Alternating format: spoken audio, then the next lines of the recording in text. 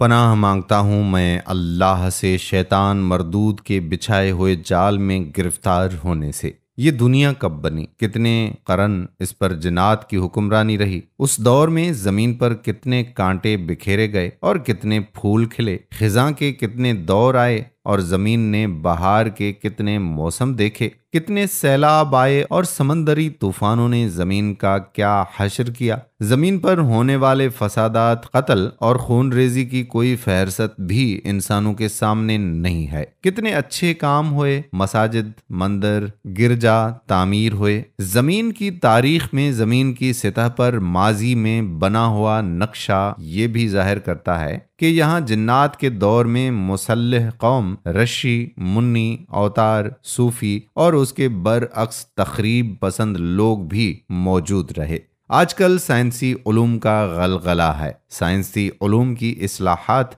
साइंसी उलूम के नजरियात और साइंसी उलूम की रोशनी ने हर बाशऊर आदमी को अपनी तरफ इस तरह से मुतवज्जा किया है कि अब हमारे बड़े बड़े जय्यद उलमा, मुफक्किर, मुकर्रिर और रश्दो हिदायत के दावेदार लोग भी मजहब और मजहबी रमूजो नुकात को साइंस से साबित करने की कोशिश में मसरूफ हैं। हर बड़े से बड़ा आलिम इस बात की कोशिश में नादानस्ता तौर पर मसरूफ है कि वो अल्लाह ताला की निशानियों को साइंसी उलूम से साबित करे। वो कहता है कि अगर पैगंबर अलैहिस्सलातो वस्सलाम ने 1400 साल पहले कोई बात कही थी तो साइंस उसकी तस्दीक करती है, यानी इलाही उलूम को साइंस के ताबे करने की कोशिश की जा रही है। ये अजीब इत्तेफाक या नादानी है कि मैं भी उस गुरोह में शामिल रहा हूँ। साइंस की हर ईजाद, साइंस का हर इल्म, साइंस का हर नजरिया बहरहाल इंसानी दिमाग की इख्तिरा, इंसानी दिमाग की ईजाद या इंसानी दिमाग की कोशिश है, जिस कोशिश में किसी ना किसी तरह इंसानी हवास का अमल दखल है।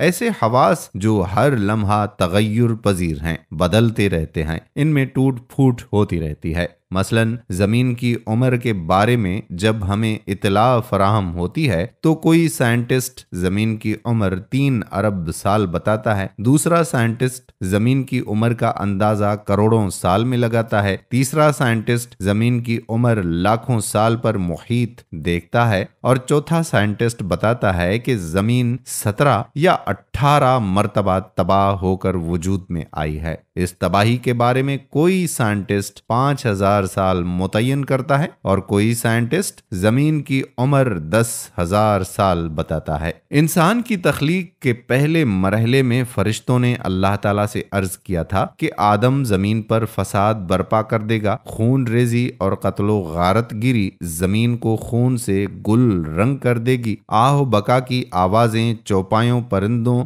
और सुनने वाली हर मखलूक के हर फर्द को बहरा कर देगी, समात खत्म हो जाएगी, आंखें पत्थर बन जाएंगी और जमीन पर फसाद खत्म नहीं होगा। आज के दौर में जब हम एटमी भट्टियों को सुलगता हुआ देखते हैं और जमीन पर आहो बका की आवाजें आसमान से टकराती हैं, गमो इंदोह की लहरें फिजाओं को रुलाती हैं, तो फरिश्तों का ये कहना कि आदम जमीन में फसाद करेगा तस्दीक की कसवटी पर पूरा उतरता है। जमीन की कहानी कुछ इस तरह से बयान की जा सकती है कि जमीन के मालिको खालिक ने अनासिर से जमीन को बनाया। उन अनासिर में तखरीब और तामीर दोनों तरह के अनासिर मौजूद हैं। जमीन पर आतिश फिशां भी हैं, जमीन पर लहलहाती खेतियां और एक पेड़ पर खड़े हुए हरे भरे दरख्त भी हैं। जिन्नात के बारे में हमारे पास कोई तारीखी शवाहिद नहीं है, अलबत्ता आदम की तारीख हमारे पास मौजूद है। ये अलग बात है कि हम तारीख का तयन करने में बिल्कुल बेबस और मजबूर हैं। कत्लो गारतगिरी, इक्तदार और हुक्मरानी की ख्वाहिश, बेपनाह ताकत का मुजाहरा, चश्मे जदन में लाखों इंसानों की मौत और खुदगर्जी, जरपरस्ती, बेरहमी और दरिंदगी ने जमीन को फिर नज़ा के आलम में मुब्तला कर दिया है। अल्लाह ताला के कानून के मुताबिक इंसान को तामीर और तखरीब दोनों सलाहियतें दी गई हैं।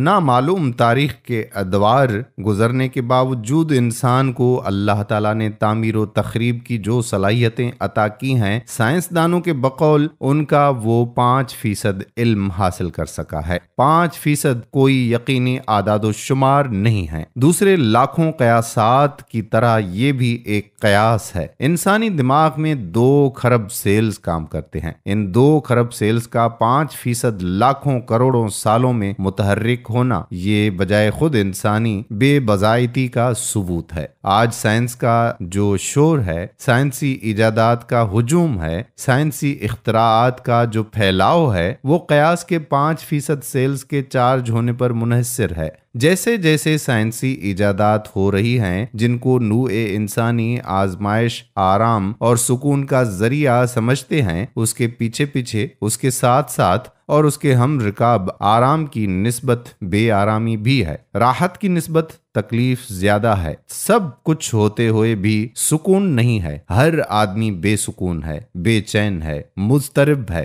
परेशान है, बीमार है। अब से 2 साल पहले छोटे से छोटे या बड़े से बड़े घर के बजट में मुस्तकिल तौर पर बीमारियों के सदेबाब के लिए दवाओं का कोई बजट नहीं होता था। साइंसी तरक्की से पहले गुर्दों के धोने के लिए डायलिसिस की मशीनें नहीं होती थीं। बिलाशुबा दिल की पेवंदकारी, कल्ब की आर्टरीज के इतने ऑपरेशन नहीं होते थे। ऑप्टिकल सेंटर्स या चश्मों की दुकानें बाजार में इतनी नजर नहीं आती थीं। घर की अलमारियों और मेजों पर केमिस्ट की दुकान का तस्वुर नहीं उभरता था। मुआशरे में इतने ज्यादा बहरे नहीं होते थे। हमारा मंशा हरगिज ये नहीं है कि हम साइंसी तरक्की और इजादात की नफी करके लोगों को इस बात की दावत दे रहे हैं कि साइंसी उलूम ना सीखे जाएं। ऐसी कोई बात नहीं है। हम ये बताना चाहते हैं कि इल्म में इतना इजाफा होने के बावजूद इंसान बेसुकून और परेशान क्यों है, डिप्रेशन में मुब्तला क्यों है। दुनिया का कोई फर्द इस बात की तकजीब नहीं कर सकता कि लासल की निजाम के तहत अल्लाह की मखलूक को एक दूसरे से करीब कर देना अच्छी बात है। पूरी दुनिया को एक कमरे में समेट कर रख देना यकीनन अच्छी बात है। बीमारियों के तदारुक या हिफ्जान सेहत के उसूलों को वज़ा करके इंसान के लिए सेहत बख्श माहौल मुयस्सर करना अजीम खिदमत है। बिलाशुबा ये सब नूए इंसानी के लिए अच्छे और आला दिमाग लोगों का तोहफा है। लेकिन सवाल ये है कि ये सब कुछ होने के बावजूद इंसानी अखलाकी हालत तबाह क्यों हो रही है, वो डिप्रेशन में क्यों मुब्तला है। उसका सीधा और आसान जवाब ये है कि इंसान ने आर्जी दुनिया की आर्जी आसाइशो आराम और फानी दुनिया के फानी असबाबो वसाइल को जिंदगी का मकसद बना लिया है। ये कौन नहीं जानता कि जो इस दुनिया में आता है कल उसे इस दुनिया से जाना है। ये बात कोई मामा नहीं है। ये ऐसी बात है जो आदम व हवा से लेकर अब तक हर इंसान के मुशाहिदे में है। जो पैदा होता है वो बिलाखिर सब कुछ छोड़ छाड़ कर अपनी मंशा और मर्जी के बगैर इस दुनिया से चला जाता है।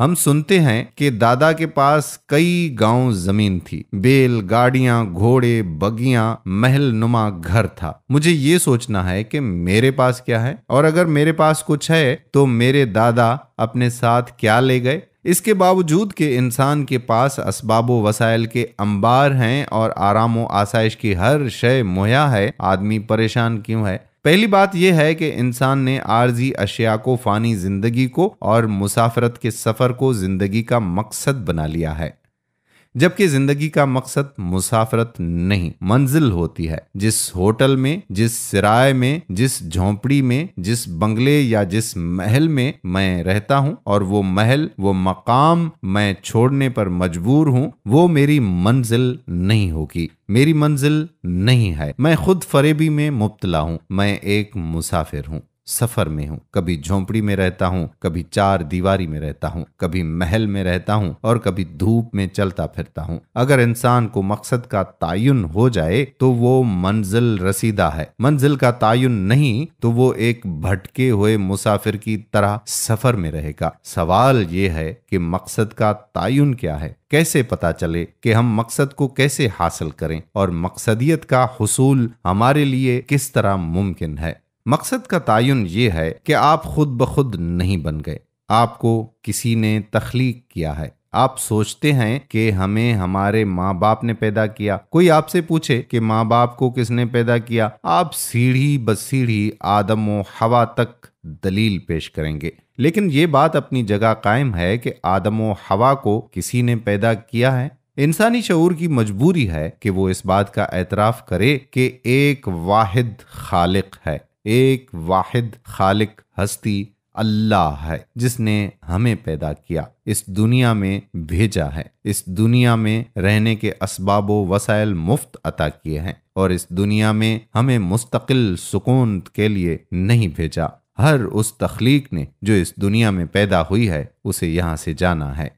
उस रहीम व करीम हस्ती ने इस दुनिया में रहने के लिए हमारे लिए कवायद व ज़वाबित बनाए हैं। उन कवायद व ज़वाबित में वसाइल का इस्तेमाल भी है, आराम व आसाइश के साथ ज़िंदगी बसर करना भी है। कवायद व ज़वाबित में बहुत सारी बातें हैं जिनको बयान करने के लिए ये वीडियो काफ़ी नहीं होगी। अल्लाह ताला कुरान पाक में फरमाते हैं कि जो लोग गुस्से पर कंट्रोल हासिल कर लेते हैं, अल्लाह ताला ऐसे एहसान करने वाले बंदों से मोहब्बत करता है।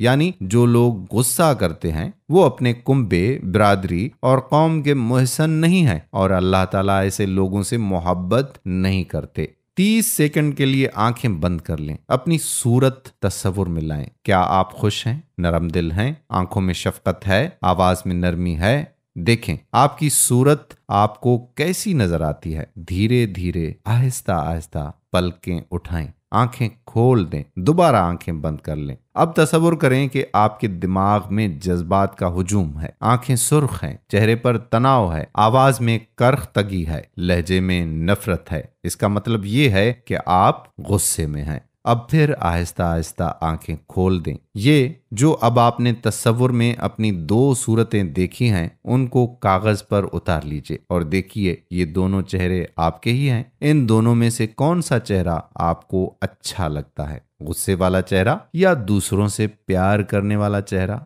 मेरे दोस्तों, आपने कव्वे की आवाज सुनी है और आप कोयल की कूक से भी आशना हैं। इन दोनों आवाजों में क्या फर्क है? इन दोनों आवाजों में ये फर्क है कि कव्वे की आवाज में करख्तगी है और कोयल की कूक में तवाजुन है, रिदम है, नरमी और लताफत है। हवा की बहुत सारी किस्में हैं। हवा खुश्क होती है, लतीफ होती है, भारी होती है और हवा बादे बहार भी होती है, हवा तूफान भी होती है। कुदरत का अपना एक सिस्टम है। इस सिस्टम के 2 पहलू या रुख हैं। हर चीज में एक रुख जाहिरी है और दूसरा रुख उस जाहिर की बैस या बुनियाद है जिस पर जाहिरी रुख मुतहर्रिक है। जब तक बैस से वाक़फ़ियत हासिल नहीं होगी उस वक्त तक जाहिर के बारे में इंसान कोई हतमी फैसला नहीं कर सकता। अल्लाह ताला के बनाए हुए कवायद व ज़वाबित में एक ज़ाब्ता गुस्सा ना करो, एक दूसरे से नफरत नहीं करनी, जायज़ इक़्तिदार की ख्वाहिश से आज़ाद हो जाओ, नाजायज़ इक़्तिदार की ख्वाहिश से आज़ाद हो जाओ, मीठे बोल बोलो, सब कुछ देने वाले और सब कुछ लेने वाले अल्लाह के राब्ते में रहो। जब तुम अल्लाह के राब्ते में आ जाओगे, इस हकीकत को तस्लीम कर लोगे कि हमें अल्लाह ने बनाया है, जिंदगी अल्लाह ने दी है, हमारी सारी मेहनत और जदोजहद उस वक्त काम आती है जब उस मेहनत और जदोजहद के हुसूल के लिए वसाइल मौजूद हों, ज़मीन मौजूद हो, कारखाने मौजूद हों। क्या कारखाने मशीनों के बगैर चल सकते हैं? क्या मशीनें लोहे के बगैर बन सकती हैं? दोस्तों, लोहा किसने बनाया? ज़मीन किसने बनाई? लोहे को भट्ठियों में पिघलाकर मशीनें बनाने की सलाहियत किसने दी? दिमाग किसने बनाए? इसका एक ही जवाब है, अल्लाह ने। कुरान पाक में अल्लाह ताला का इरशाद है, और हमने लोहा यानी धातें बनाई, उनमें इंसानों के लिए बेशुमार फायदे हैं। हमने जमीन को इंसानों के लिए बिछोना बनाया, हमने इंसानों के लिए सूरज बनाए, चांद बनाए, आसमानों पर सितारों की कंदीलें रोशन की, हमने इंसानों के लिए मुफ्त हवा फराहम की, हमने इंसानों पर पानी का कोई टैक्स नहीं लगाया। जब इंसान किसी काबिल नहीं था,